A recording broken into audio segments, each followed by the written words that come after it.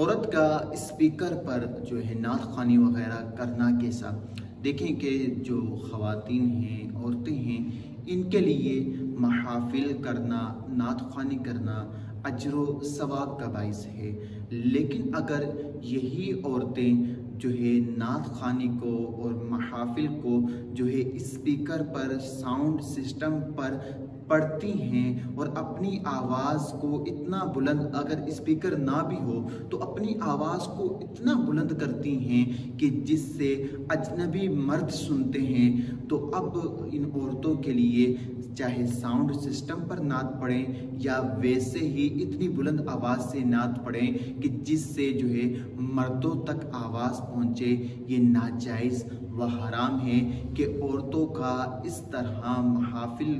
کرنا ناجائز و حرام ہے۔ اعلیٰ حضرت رحمۃ اللہ تعالیٰ علیہ نے اسی حوالے سے فرمایا ہے کہ عورت کا اس انداز میں محافل کرنا کہ اس کی آواز غیر مردوں تک پہنچے ناجائز و حرام ہے۔ ہاں، اگر اتنی آواز سے نعت خوانی کرتی ہیں کہ صرف جو خواتین بیٹھی ہوتی ہیں سامنے انہی تک آواز پہنچتی ہے، غیر مرد اس کی آواز کو نہیں سنتے، تو اب یہ اس کے لیے اجر و ثواب کا باعث ہے۔ اور اسی طرح جو ہے نعت خوانی کی ویڈیوز بنا کر سوشل میڈیا پر ڈالنا، تو اس میں بھی جو اس طرح کرتی ہیں خواتین، محافل کی جو ہے ویڈیوز جو ہے سوشل میڈیا اکاؤنٹس پر ڈالتی ہیں، تو اب یہ بھی کام کرنا ان کے لیے ناجائز و حرام ہے، کیونکہ ایک تو اس میں نامحرم مرد آپ کی آواز کو سنتے ہیں اور عورت کی آواز کا بھی پردہ ہے شریعت مطہرہ میں،